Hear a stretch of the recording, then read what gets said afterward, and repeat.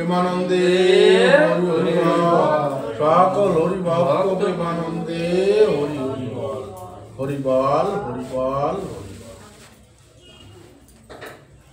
শ্রী শ্রী গুরুচাঁদ চরিত তিনি কি বলিলেন? 568 পৃষ্ঠা।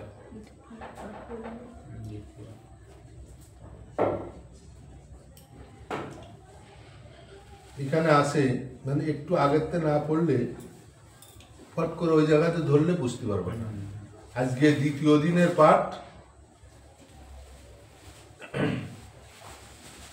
সংক্ষেপে যাহা বলি আমি শুনো সর্বজন, কিভাবে চলিবে সদা নর নারীগণ। মানে ঠাকুর বলছে যে আমি সংক্ষেপে বলছি নরনারী মানে পুরুষ আর নারী, নর মানে পুরুষ, নারী মানে তো নারী, ঠিক আছে? এরা কিভাবে চলবে সেই উপদেশ ঠাকুর দিচ্ছে, সেটা এখন সংক্ষেপে বলছে। কি বলছে? ঋতুকাল ভিন্ন নাহি কর নারী সঙ্গ, অন্য কালে নারী সঙ্গে গৃহ ধর্ম ভঙ্গ। এখন গৃহ যদি অপরিষ্কার থাকে সেখানে তো কোনো দেবদেবী আসে না, আসে কি? তাহলে দেবদেবীরা ভগবানরা সবসময় পরিষ্কার জায়গা খোঁজে। তাহলে যদি গৃহটা পরিষ্কার থাকে তাহলে ভগবান সেখানে আসবে। আর এইখানে যেটা বলছে এ করলে গৃহ ধর্ম নষ্ট হবে, সেখানে ভগবান তো দুই কথা ভক্ত আসবে। ঋতু আদ্যে 3 দিন কর পরিহার, যত বেশি দিন যাবে ততই উপকার। 16 দিনের মধ্যে এক শুভ দিনে আনন্দে বিহার করো নিজ পত্নী সনে। মানে এই যে কথাগুলো বুঝতে পারছো তো কি বলছে? বলছে এই যে নারীদের ঋতুকাল হয় না, সেই ঋতুকালের 3 দিন ছেড়ে 16 দিনের ভিতরে, 16 দিন যে কোনো একদিন তুমি নারী সঙ্গ করতে পারো, পুত্র বাঞ্ছা মনে নিয়ে। তোমার পুত্রের কামনা থাকে, ভালো দিন, সন্তান কামনা, ভালো দিন দেখে। হ্যাঁ। পূর্ণিমা কি অমাবস্যা কিংবা রবিবার, বৃহস্পতিবার ধরো সঙ্গে সঙ্গে তার, সন্ধ্যা কিংবা প্রাতকালে কিংবা দিন মানে, দেবালয়ে ঘাটে পথে অথবা শ্মশানে, দুঃখিতা পীড়িতা কিংবা শোকাতুল্লা জেনে, সেই জনে এই কালে কিংবা এই দিনে নারী সঙ্গ করিবারে রতি শাস্ত্রে মানা, নরমাত্রে এইগুলি থাকা চাই জানা। এই যে কথাগুলো বললাম, এই সময় এই দিনে এই কালে মানে নারী সঙ্গ করা নিষেধ, এটা রতিশাস্ত্রে লেখা আছে এবং ঠাকুর বলছে। তা এই দিনে এই সময়ে এই কালে এই বারে যদি এই কাজ করা হয় সেটা গৃহ আশ্রম নষ্ট করা। এখন গৃহ আশ্রম বলতে তো দুটো আছে, একটা হচ্ছে সবাইকে নিয়ে আমি যে গৃহে থাকি ওটা একটা গৃহ আশ্রম, আর একটা নিজের গৃহ আশ্রম আছে, সেটা হচ্ছে আমাদের এই ভিতরে, প্রত্যেকের ভিতরেই আছে। এই গৃহ আশ্রম নষ্ট হবে, ওই সবাইকে নিয়ে যে গৃহের ভিতর বসবাস করছো ওটাও নষ্ট হবে যদি তুমি এই যে কথাগুলো বললো এর বাইরে যে কোনো কাজ করো। তাই বলছে ঠাকুর যে প্রত্যেক পুরুষের এই জিনিসগুলো জানা দরকার।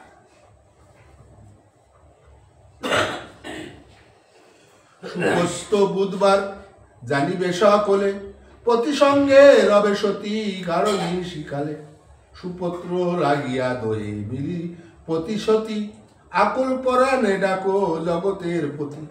এই আচরণ ভিন্ন অন্য পথে চলে, নিজ ঘরে ব্যভিচারী শাস্তে তারে বলে। কি বলছে? বুধবার নিশিরাত্রে যদি ঠাকুরকে স্মরণ করে পুত্র কামনা করে এই মানে নারী সঙ্গ করো তাহলে সুপুত্র জন্মিবে। এ ভিন্ন যদি কিছু করো তাহলে সেটা ব্যভিচার হবে।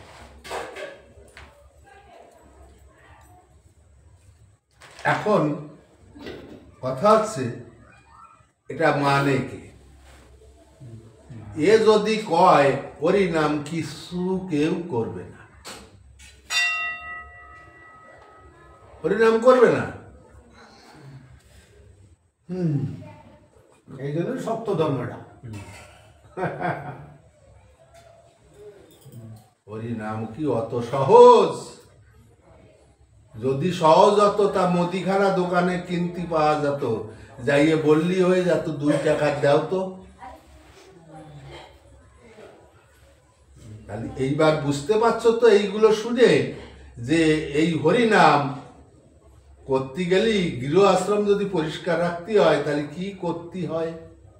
তা এই সমস্ত করে কে নেবে হরিনাম? ওই জন্যই বলছে কোটিতে গুটিও মেলে না, 1 কোটিতে গুটিও মেলে না।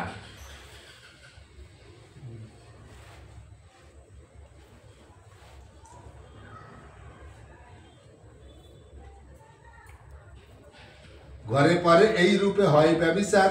ব্যভিচার হলে শোনো কিবা ফল তার, ব্যভিচারে বংশনাশ। শাস্ত্রের বচন, ব্যভিচারে ধ্বংস হলো রাজা 10 আনন। তাহলে ব্যভিচার করলে বংশনাশ। স্বয়ং ক্ষমতাশীল দশানন কিনা? কেউ নাশ হয়ে গেছে। রাবণ, তার বংশ এই ব্যভিচারে ধ্বংস হয়ে গেছে।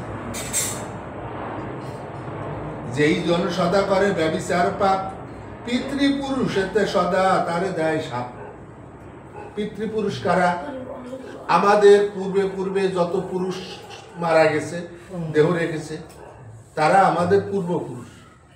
তারা ওই এই নিয়মের বাইরে গেলে তারা ওইখানে বসেই অভিশাপ দেয়। তাহলে ভালো কি করে হবে? আমার ভালোটা হবে কি করে? আমি তো ভালো না।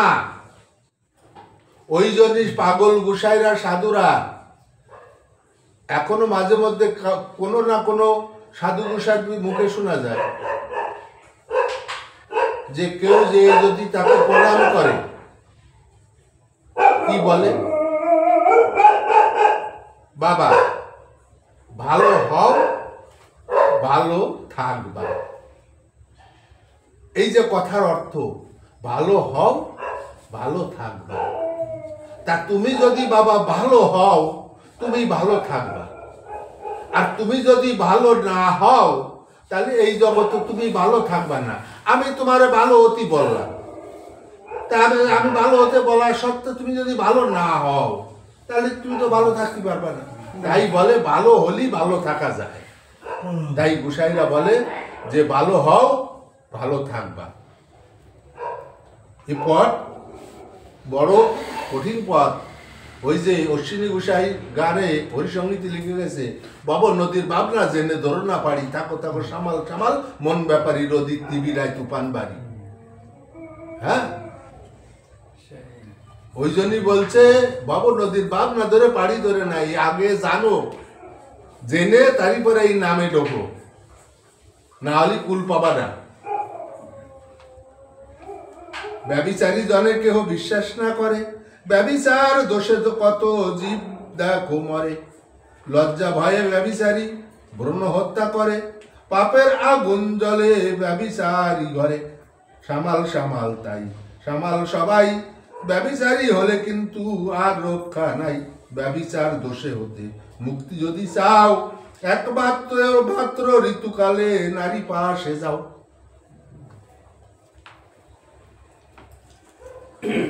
কোন নীতি নিয়ে চলে যত রাজহংস, বর্ষ মধ্যে একদিনে রক্ষা করে বংশ।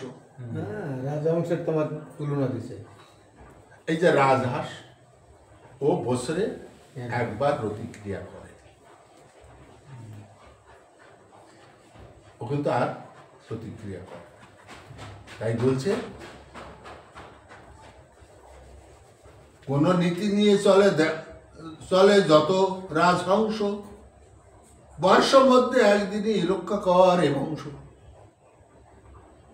রাজহংস নীতি মানে যে পরমংশ, ধর্মাত্মা পুণ্যাত্মা সেটা হয় অবতংশ। আপনার পত্নীরে রাখো এই ধর্মে অংশী, পতি সাজ রাজংশ সতী রাজবংশী। এখন একটা কথা আছে এইখানে, এই শুনে কেউ হয়তো মনে করতেই পারে, ভাবতেই পারে তাহলে আমি আজকের তারই নাম করব না, কারণ এতে যা বলেছে আমি তো তার বিরুদ্ধে সব করেছি, তাহলে আমি পাপী, তাহলে আমার হরিনাম করে কি হবে? আমি আর হরিনাম করবো আর ও করে আমার লাভটা কি? লাভ আছে। কি লাভ আছে?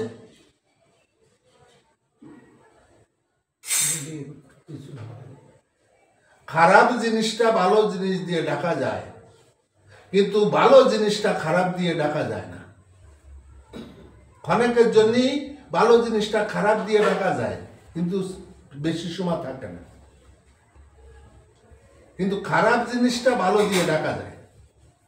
তাহলে তুমি পিছনে কি করেছো সেটার অনুতাপ যখন তোমার ভিতর এসে যাবে, ওই অনুরাগে তুমি যখন ঠাকুরকে ডাকবা যে ঠাকুর আমার এই কাজ কর্ম তো আমি করেছি, তাহলে আমি মহা পাপ করেছি, আমি যে কয়দিন জীবিত আছি সেই কয়দিন আমি আর ওই পথে যাব না, আমি কোনো খারাপ কর্ম করব না, আমি এখন থেকে ভালো কর্ম করব, সৎ পথে চলব। তাহলে ওই অনুরাগের তাপে তোমার ওই পুরনো দিনের ওই যে কুকর্মগুলো ওইগুলো সব ধুয়ে মুছে চলে যাবে।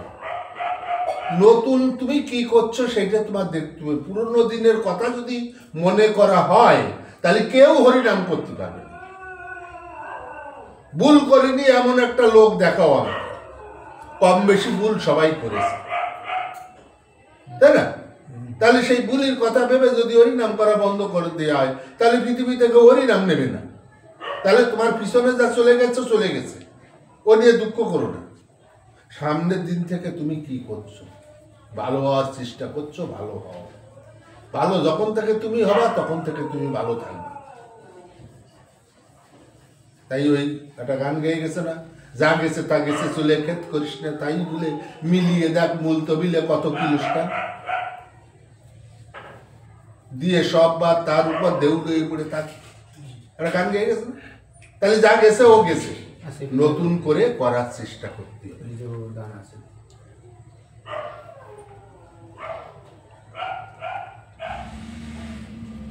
মম পিতা হরিচাঁদ বলে যে ভারতী, সেই নীতি মানো তোরা যত সৎ ক্ষতি, পরপতি পরসতী স্পর্শ না করিবে, না ডাকো হরিকে হরি তোমাকে ডাকিবে।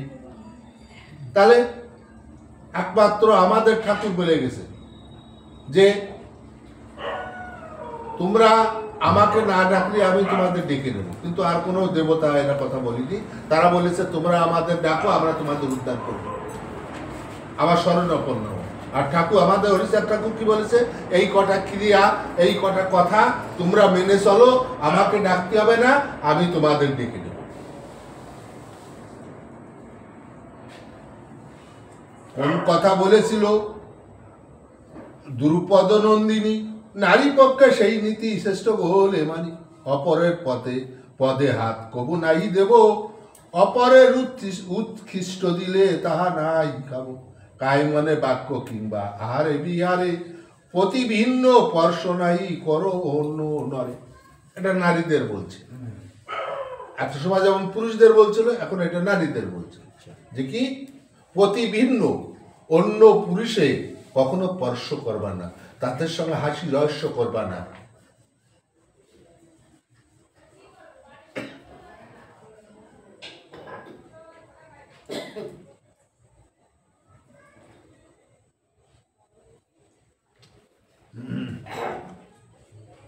দৈনিক জীবন পথে যত নারী নর কিভাবে চলিবে বলি শুনো অতঃপর, ব্রাহ্মণ মুহূর্ত কালে শয্যা ছাড়ি দাও, পতি পত্নী একসঙ্গে হরি গুণ গাও। এই যে ব্রহ্ম মুহূর্ত অনেকে জানে না, কটাতে কটা পর্যন্ত। এই ব্রহ্ম মুহূর্তে উঠতে হয়, উঠে হরিনাম করতে হয়। এই ব্রহ্ম মুহূর্তে হরিনাম করলে সেই হরিনামের সুফল খুব শীঘ্র ফলে। ঠিক আছে, তাই বলছে ঠাকুর যে ব্রহ্ম মুহূর্তে উঠে পতি পত্নী একসঙ্গে হরি গুণ গাও।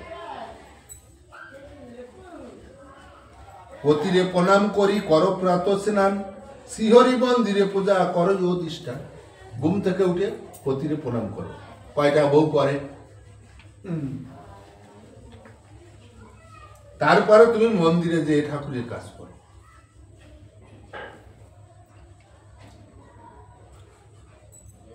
শ্রীহরি মন্দিরে পূজা করো অধিষ্ঠান, নর নারী প্রাত স্নান অবশ্য করিবে। দেহ শুদ্ধি চিত্ত শুদ্ধি সকলই আসবে, নরগণে গুরুজনে নরগণে গুরুজনে করিবে প্রণাম, কোন ফল প্রাপ্তি নাই গুরু বলে বাম। কি বলছে? প্রভাতে স্নান করো, শরীর শুদ্ধ করো, এবং যারা তোমার বড় বয়সে তাদের প্রণাম করো। কারণ এই গুরু গোসাই বড়রা এরা যদি বাম হয় তাহলে কোনোটাই হরিফল প্রাপ্ত হবে না, তোমার জীবনও সুখের হবে না। স্নান দানে শৌচাচারে সুসভ্য হইবে, পবিত্র অপবিত্র ভাবে কবু না চলিবে। রাস্তাঘাট পায়খানা কর বন্দোবস্ত, এসব জিনিস কিন্তু লাগবে প্রশস্ত। লজ্জা বটে নারী পক্ষে একটি ভূষণ, অনর্থক লজ্জা কিন্তু নিন্দার কারণ। হরিবল হরিবল। আজকে এই পর্যন্ত সমাপ্ত।